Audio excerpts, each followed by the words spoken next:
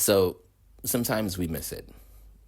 Sometimes we miss the thing that we say that we're looking for because it doesn't look like the thing that we say that we're looking for, right? I hear a lot of my sisters saying, I want a protector and a provider. And I'm not saying it that way because I'm being mocking, but it's the conversation of the times.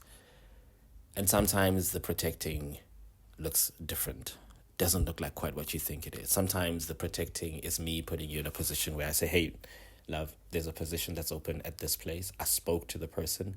All you need to do is show up to the interview and dazzle them, and the job is as good as yours. That's me protecting. How so, Dano? I'm glad you asked. It's me protecting your dignity, your human dignity, to be able to self actualize, to build a life that you've prized.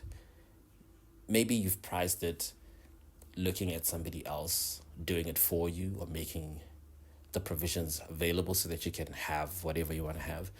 But there's something about being able to get it on your own dime, on your own sweat, right? And that's me protecting your sense of self-pride, if I can call it that, your sense of pride, self-esteem, when you're like, I work for it. There's something beautiful about being able to say, I work for it. And I don't know about you, but there's something beautiful about seeing our sisters being able to get out there and make things happen for themselves. Not in a weird, I don't need no man, no, but just knowing that, man, she's grinding. Like, she's out there making things happen. And sometimes that's how the protecting happens. It's me protecting you from being a victim to circumstance, you being a victim to not having resources, so therefore you need to rely on somebody else, and they can tell you as and when you can go, who you can become. And then the provision. A lot of the times the provision is whittled down to me being given money, right? My man gives me money, or I want X amount at the end of every month. And that's great, and I'm not knocking that. If that's your setup, great. If it works for you, hey. But may I introduce another version of provision? Provision sometimes looks like your person putting you in a position to win. What does that look like? It means that I make sure that if there are opportunities that align with your goals, I make sure that they come in front of you. They sit right in front of you. And I was like, babe, go look at that. That's amazing. I think you can do that. Let's move resources towards you getting that thing so that you can also self-actualize. It's not just about red roses with 100 Rand notes inside of them. That's great. But guys, that's not provision.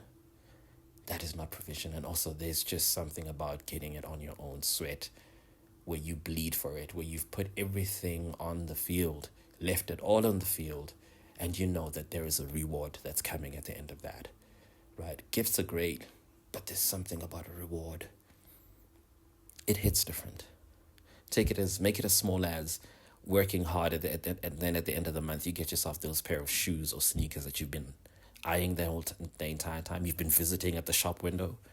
The moment you walk into the store and you're like, yeah, I'm here for them, and you know that it's on your own dime, off the sweat of your own back, it's different. I get it. It's nice to get stuff, but guys, sometimes a protector and a provider doesn't necessarily look like the person that you have been, the picture that you have been sold, right? The guy that just makes it rain on you. That's great.